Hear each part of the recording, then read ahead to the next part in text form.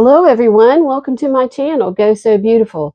My name's Becky and I'm back today with another video about what I've been sewing in my sewing room this week. So last week I posted a video about some plans and some things I had made in my in the previous months when I hadn't really been making any YouTube videos, and this last week I have worked on cutting things out and trying to decide what to make for Easter, whether I wanted to make something for the So Frugal 24 challenge, and I ended up really only sewing this t-shirt, which is another Keep It Simple Babe semi-fitted t-shirt from Pattern Emporium. I really like this pattern and it fits me well, and I've had this red kind of medallion print knit fabric in my stash for a while, so I thought it would make a nice t-shirt. And I'll put a picture of me without my sweater on, but right now it's kind of chilly down here in my sewing room, so I'm going to keep it on. So what did I do? What was my thinking process? Well, first thing I did was I had said I wanted to make the Maya Sodas dress because I was inspired by Christine from Christine Sews a Lot. And so I cut out a muslin or a wearable muslin from some fabric that I had in my stash, but I really didn't have enough fabric to make the whole thing. This is a picture of the dress and or the line drawing. It's from Deer and Doe Patterns. It's been around for a few years now. And really, all I had enough fabric for was to make this view here. And I really didn't even have enough fabric for the sleeves and the pockets. So I cut it out of this pretty fabric here. It's got hydrangeas on it. And then I didn't really feel like sewing it up, so I kind of put it aside. But yesterday, I decided I should go ahead and see how that bodice fits. So I stitched up the bodice and it fits pretty good. So I am definitely going to find some fabric to make the Maya Sodas dress. Well, after that, actually before I sewed up the bodice, I had thought about the So Frugal challenge hosted by Ruanne of the Yorkshire Sew Girl and Sam from Frugalissima, and I've participated in this challenge almost every year. This is the 4th year. I don't know if I did last year or not, but I found a dress that I wanted to make. It's the Jane shirt dress from fabricsstore.com, and I know that's pretty light print. If it doesn't show up well on the camera, I'll put a picture in, but it's a pretty simple dress. It's just gathered at the high, kind of has a high waist, and then it's got a shirt collar and short sleeves.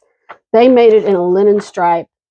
I had to hunt and hunt for fabric for this from my stash because it takes a lot of fabric, and I kept pulling stuff out and not enough.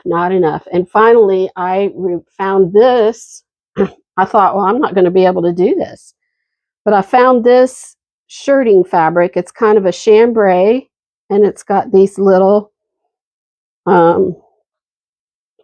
embroidered, I don't know what you call it, flecks of multicolor, like green and orange, it looks like, and yellow with white.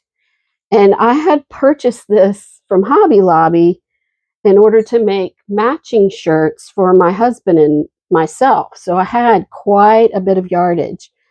And this was the only fabric I had that I had enough fabric to cut that whole dress out. So I decided I'll just either buy more fabric to make matching shirts for my husband and I, or just make something else. So I decided to use it for the fabric store, the Jane dress, and I cut it all out. And then I started thinking, do I really should I make something for Easter? Because I really wanted a new Easter dress, and I really wanted to make that Maya Sotis dress. So that's when I went ahead and sewed up the bodice of this dress. And like I said, it fit well, but I didn't want to use this as my Easter dress, even though I thought it would be pretty, because it would be sleeveless. And I'm pretty sure it's going to be cool. And I thought, well, I could put a sweater with it, but I just thought I wanted to make it out of something else. So again, I went searching through my stash, and I found this cotton poplin fabric, which I had gotten from Minerva a few years ago. And I had folded it up on a cardboard, like almost like a bolt, and unfolded it, and I thought, wow, there's a lot of fabric here. So I went ahead and started putting my pieces on to see if they would all fit. Of course, I came up just a little bit short. I did not have enough for the sleeves, and even then I had to shorten I think I shortened the ruffle a couple inches. It's got an 8-inch ruffle on it, and I thought, wow, that's going to be pretty long. So I had shortened the ruffle, and I'd gotten everything cut out except for the sleeves. I did have some kind of big blocks of fabric left, but I couldn't even lay the sleeve on there. I thought maybe I'll cut it on the cross grain. That I didn't have enough fabric for that. So in my genius mind, I thought, I'll just sew some of this fabric together to make one, 2 pieces big enough to cut out the sleeves. So here's what I got for my sleeves.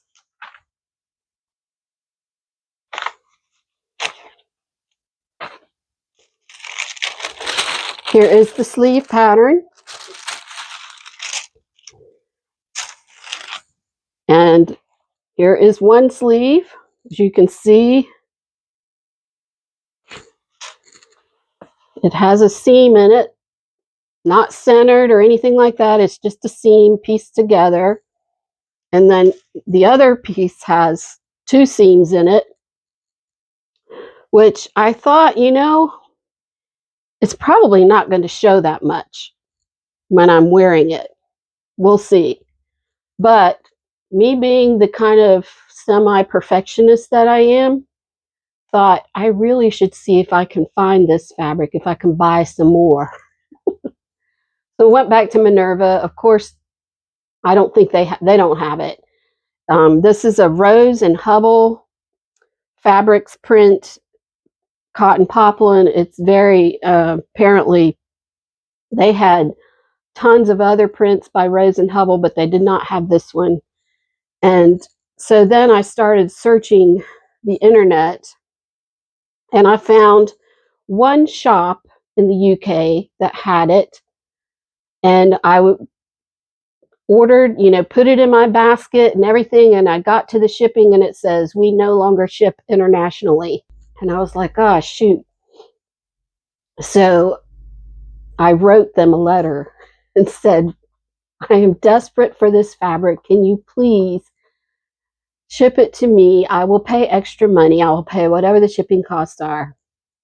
And I haven't heard back from them. But then I decided, well, let me keep looking. So I found another UK shop that had the fabric, and they don't ship internationally either. And I thought, well, I'm not going to bother writing to them. So then I decided to look on Etsy. And I put in the search bar Rose and Hubble fabrics, green and white print or something like that. And of course, with all those search terms, I had about 20 pages to look through. And I looked and looked, and I mean, I must have looked through about between 8 and 10 pages. I don't know. I was thinking they're not going to have it. But good old Etsy, I finally did find it. And it was a shop that would ship to me. I don't know if it's an American shop or if it's in the UK, but I did pay for shipping. And it wasn't that expensive for the fabric, but I think with the shipping and the tax, I paid a total of $20 for 1 meter of this fabric. And I thought, well, if nothing else, I'll make up the dress with the piece sleeves. And then when the fabric comes in, I'll take the sleeves out, cut new sleeves, and put in sleeves that are not pieced. I don't know. Does that sound crazy?